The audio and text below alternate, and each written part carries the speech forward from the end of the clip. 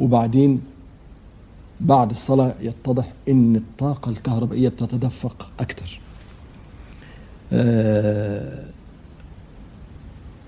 كمان الهالة او النور اللي يبقى طالع من الايدين او طالع من الوش، اكتشفوا انه متفاوت حسب الحالة النفسية، حالة غضبية، حالة شهوانية، حالة يأس، مرض مثلا، عادة شهرية، اجهاد جنسي، كل ده يأثر في الطاقة اللي بتطلع او النور اللي بيطلع من الانسان.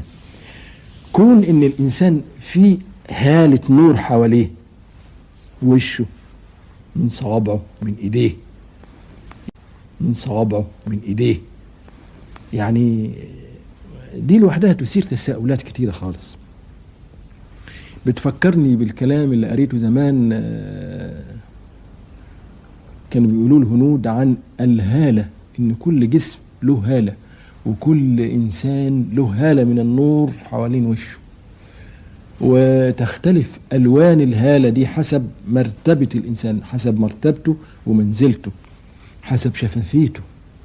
فيقول لك ان المجرمين واهل الحقد والضغينة يبقى الهالة بنفسجية غامقة، اهل الشفافية يبقى الهالة بنفسجية فاتحة قوي قوي. يقول لك ان الشهوانيين والغضبيين والانفعاليين والعصبيين يبقى الهالة اللي حوالين وشهم حمراء. يقول لك الانبياء واهل الله الهالة اللي تبقى حوالين وشهم تبقى هالة ذهبية. طبعا احنا شفنا فعلا وصورنا، طلع ان في فعلا هالة نور حوالين الانسان، سواء وش او ايدين او صوابع او رجلين او كل الانسان بيطلع منه نور، طاقة كهربائية. صوروها بالطريقة الجديدة اللي اسمها كريليان فوتوغرافي، ودي اخر صيحة في علم التصوير.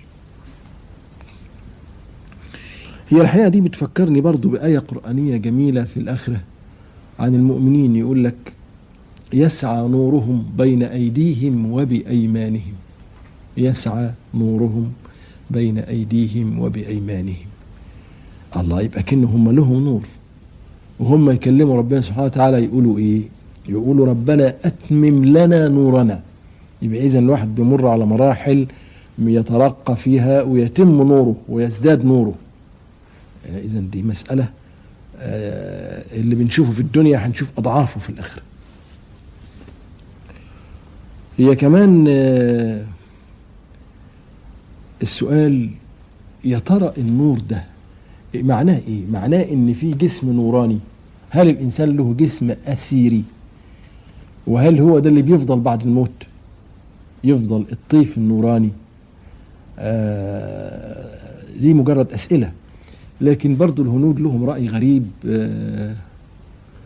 ان الانسان له عدة اجسام، النفس لها عدة اجسام تخلع جسم بعد آخر، في عدة موتة بعد موتة.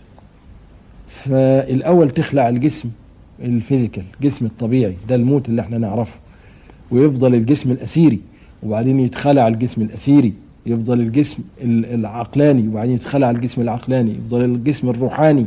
تفضل النفس تخلع جسم بعد جسم في عدة موتات، موتة بعد موتة. طبعا ده غير الكلام اللي بيقولوه عن التناسخ، لأن هنا النفس هي ذات النفس، لكن هي بعد ما تخلع الجسم في الموتة الأولى ترجع تخلع الجسم الأسيري، وبعدين تخلع الجسم العقلاني، وبعدين يسموها أجسام، يسموها فيزيكال بودي، منتال بودي، واسترال بودي، ومنتال بودي، وسبيريتوال بودي. تفضل تخلع جسم بعد جسم لغاية ما تتجرد في النهاية وتبقى نفس مجردة. طبعا ده الكلام ده رجم بالغيب، وما حدش يعرف بالظبط ايه اللي بيحصل بعد الموت اللي بنشوفه.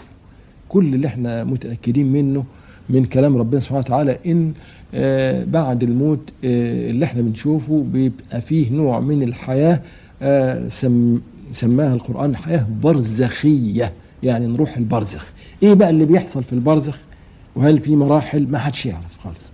يبقى ده نوع من رجم بالغيب. لكن هي المسألة بتثير تساؤلات، لأن كون إن الإنسان يشوف بعينه ويصور ان فيه نور طالع منه، ده معناها ان ممكن يبقى له جسم نوراني او جسم اثيري او طيف نوراني، ومحتمل ان هذا الجسم النوراني او الطيف النوراني هو اللي بيفضل بعد الموت. لكن زي ما بقول القطع في هذه المسائل مستحيل، ودي مسائل في علم الله. كل ما في الامر انها العلم اثار اسئله، العلم اثار اسئله بعد هذا الكشف الغريب بتصوير الكريليان فوتوغرافي. طبعا يعني ده برضه هيقودنا للسؤال عن النفس. يعني دلوقتي